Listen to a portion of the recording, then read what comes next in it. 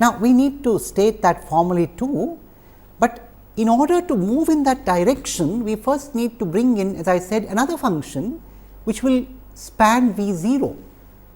So, we need to bring in this idea of spanning. We say a set of functions, we say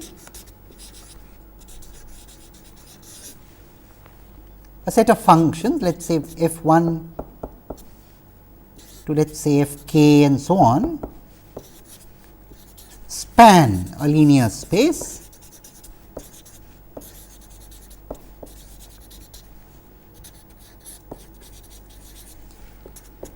if any function in that linear space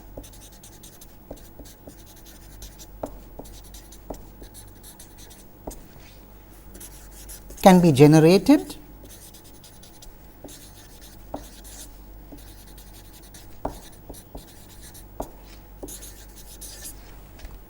by the linear combinations of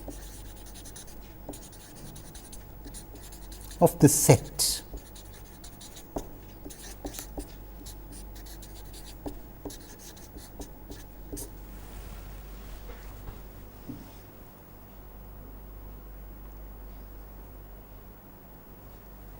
Now, again there is this subtle distinction between finite linear combinations and infinite linear combinations.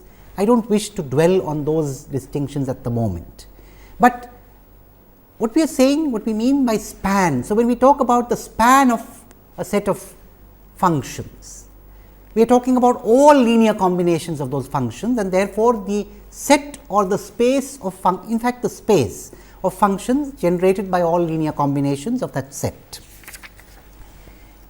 So, now we ask a question which should make our life easy. What function, we asked this question before, but now we answer it. What function, suppose we call it phi t and its integer translates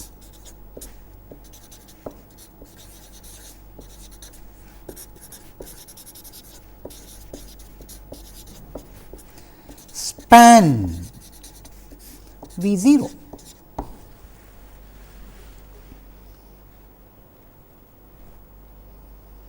And the answer is very easy.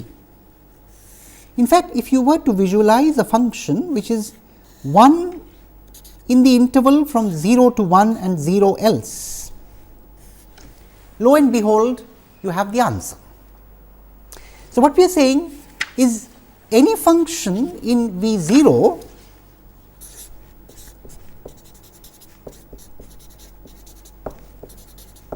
can be written like this.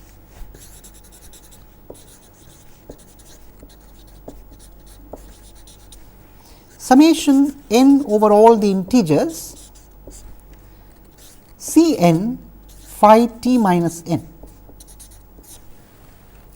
So, essentially integer translates of phi.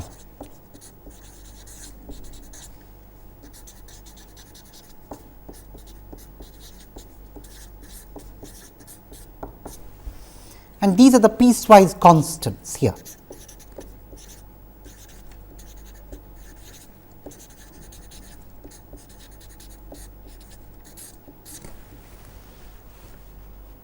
Just to fix our ideas, let us take an example here. So, what we are saying is, for example, suppose I have this example of a function in V 0, all right. So, I have 0, 1, 2 and 3 and so on. The value here is, let us say 0.7, the value here is 1.5, the value here between 2 and 3 is 1.3, the value between minus 1 and 0, let us say, is 0.2 and so on, then, and this could continue. Then this function can be written as, well, dot dot dot plus 0.2 times phi t plus 1 plus 0.7 times phi t plus 1.5 times phi t minus 1 plus 1.3 times phi t minus 2 and plus dot dot dot and so on.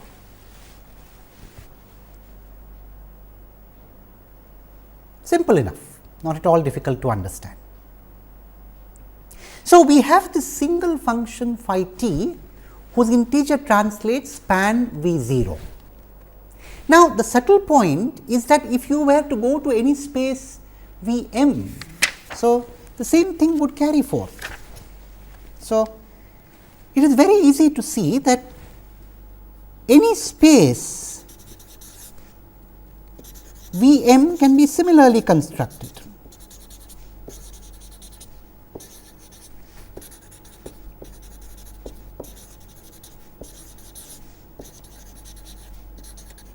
In fact, we can be more precise.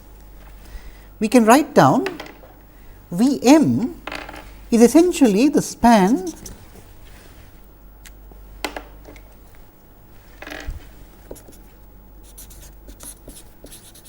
over all n belonging to z of phi 2 raised to the power of m t minus n.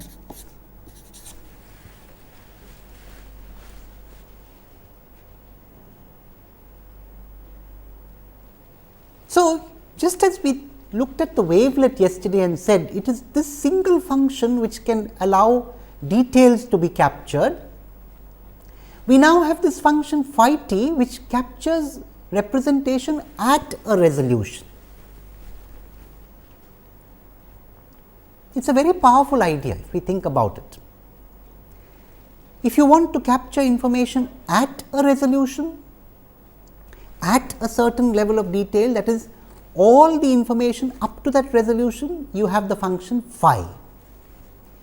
If you wish to capture the additional information in going from one subspace to the next, you have the function psi, the wavelet. Now, we need to give this function phi t a name. We shall call it a scaling function.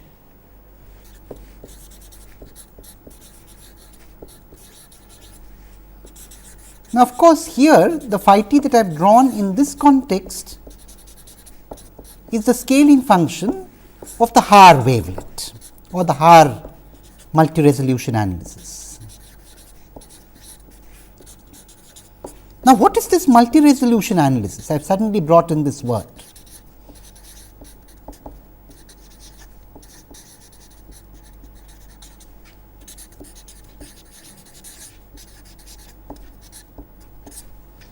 So, what is this?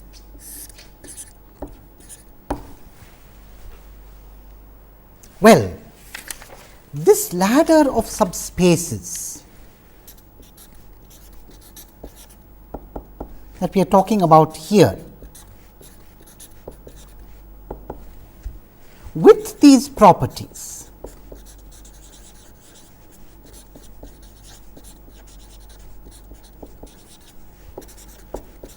is called a multi-resolution analysis.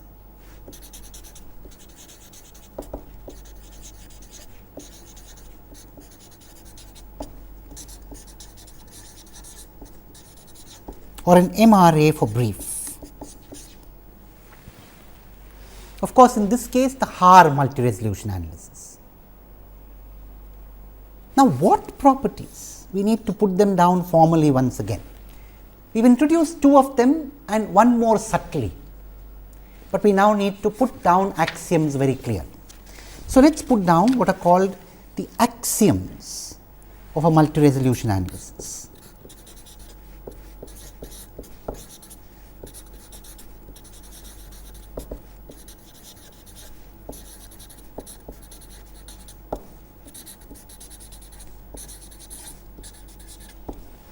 So, the first axiom is, of course, there is a ladder of subspaces of L to R.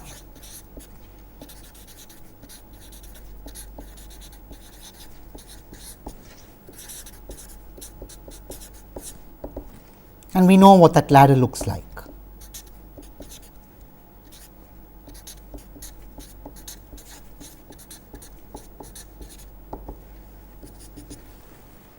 Such that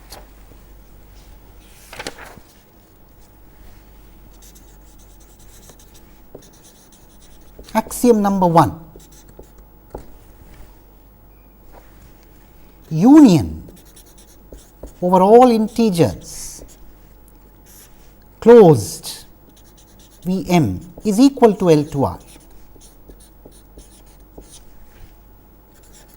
Intersection over all integers Vm is the trivial subspace with only the 0 element.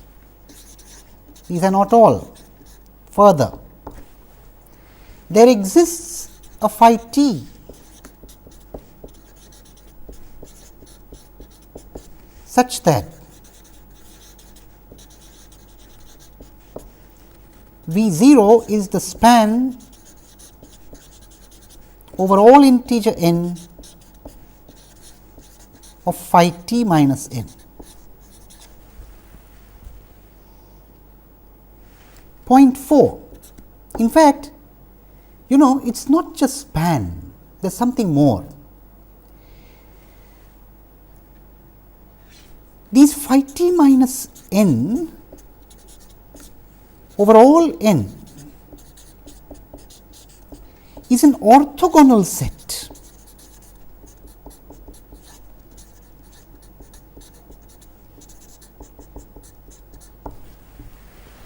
This is a deeper issue here. Now, we will explain in more detail the notion of orthogonality in the next lecture, but for the moment let us be content to put this down as an axiom. Next, if f t belongs to V m, then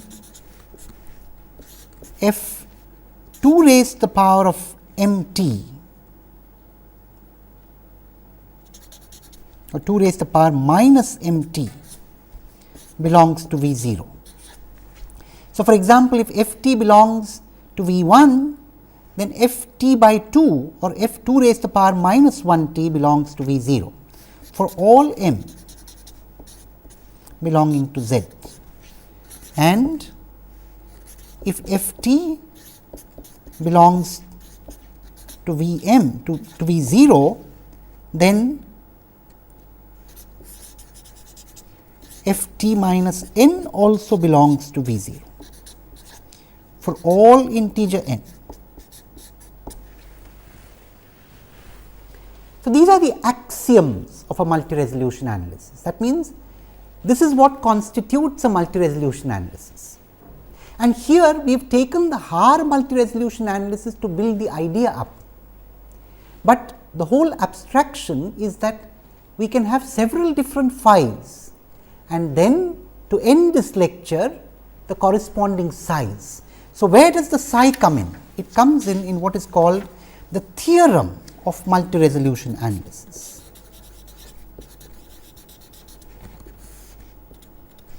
Given these axioms,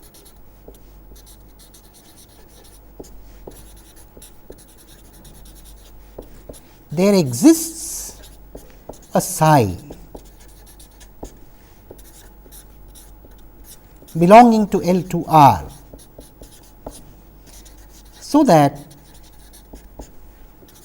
psi 2 raised to the power of m t minus n for all integer m and all integer n span L to R. This is a very, very significant idea. In other words, this is exactly what we said yesterday. Take dyadic dilates and translates of the function psi, and you can cover all functions or can go arbitrarily close to any function in L to R as you desire. We have built this idea up from the Haar example, but in the next lecture we shall try and build a little more abstraction into what we have done and proceed further from there. Thank you. Hello everyone, I am Nikunj Patel. I am TA for this course. You can ask any questions or doubts if you have regarding the material covered in the class. Hi Nikunj, can you tell us about the analytical proof of ladder of subspaces?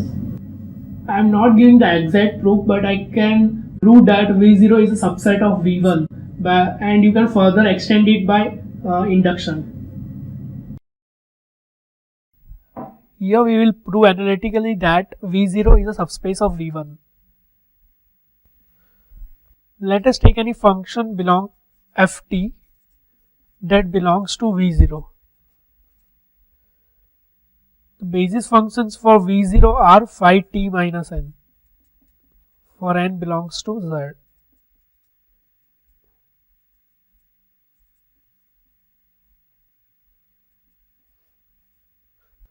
Hence, ft can be written as a linear combination of basis functions of V0. The basis functions of V1 are phi 2t minus n belongs to Z.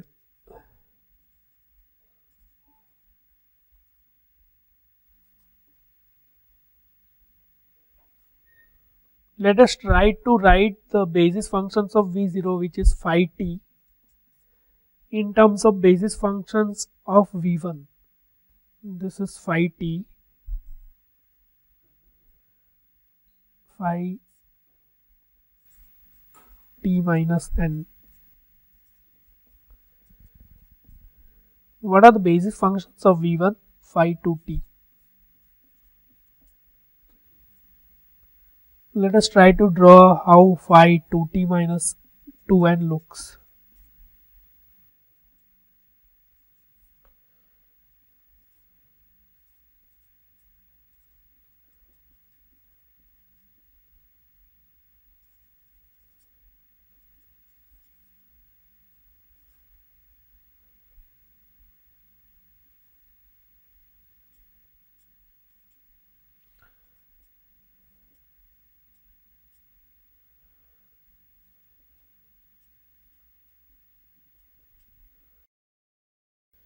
The phi t will be look like this. Phi 2t minus 2n into n plus 1 by 2. Now let us plot phi 2t minus 2n minus 1. If you derive analytically, then it will be from n plus 1 by 2 to n plus 1. This is nothing but phi t minus n.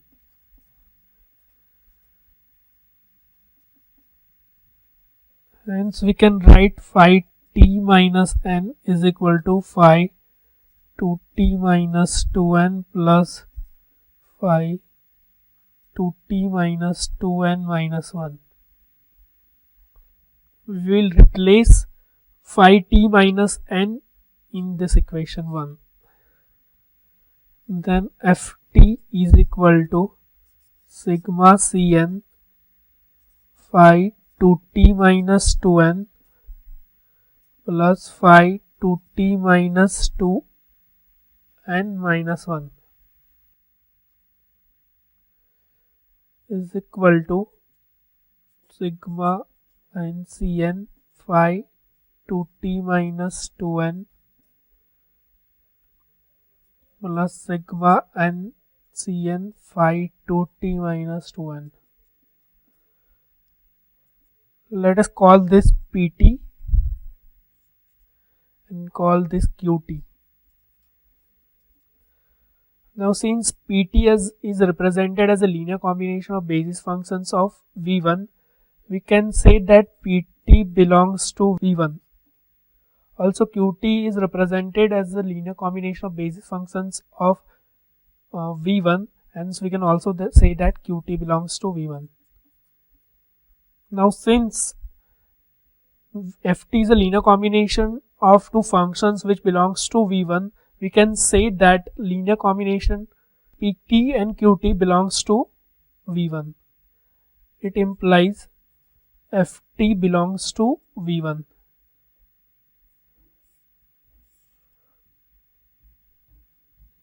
Here we proved that the function f, first we take a function ft that belongs to V0, and analytically we proved that ft also belongs to V1. Hence we can say that V0 is a subspace of V1.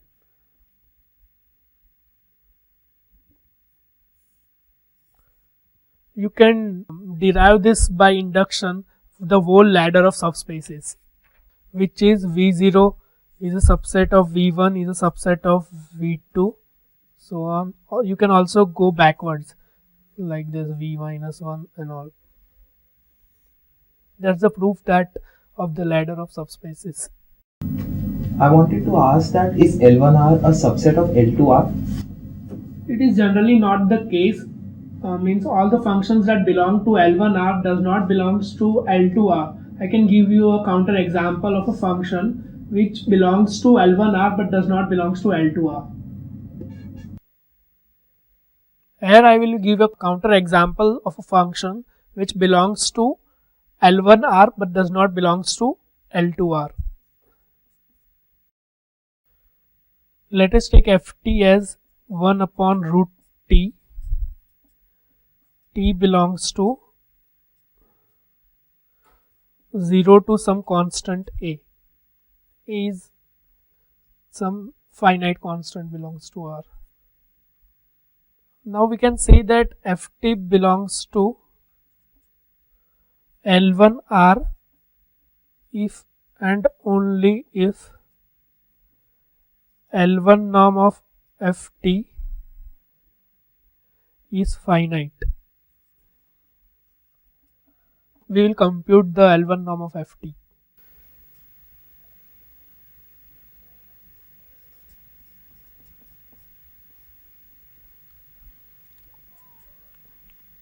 Is equal to ft dt minus infinity to infinity. Since ft is exists only for 0 to a, we can apply the limit.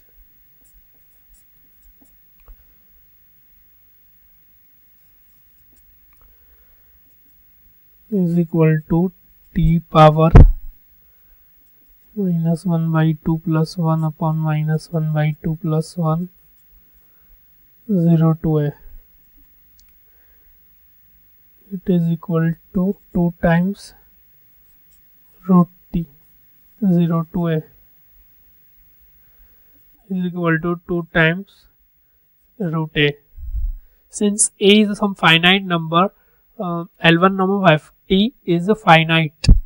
Hence, since a is some finite number, L1 norm of ft is finite.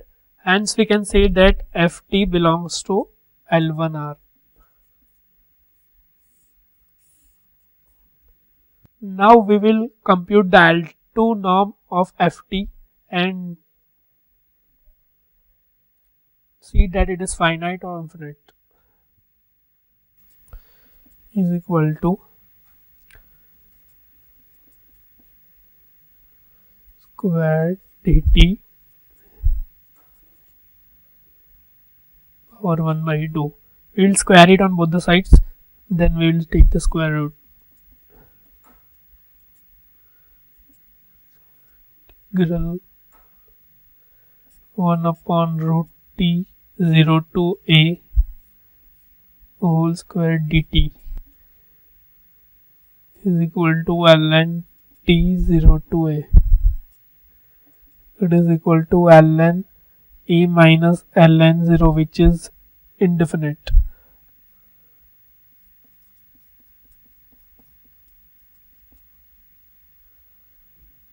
Equal to ln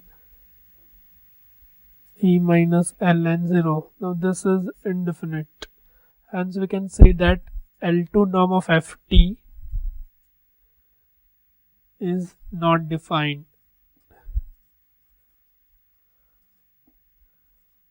Hence ft does not belongs to L2R. Here we have seen that ft belongs to L1R but it does not belongs to L2R. Hence we can't say in general that L1R is a subspace of L2R.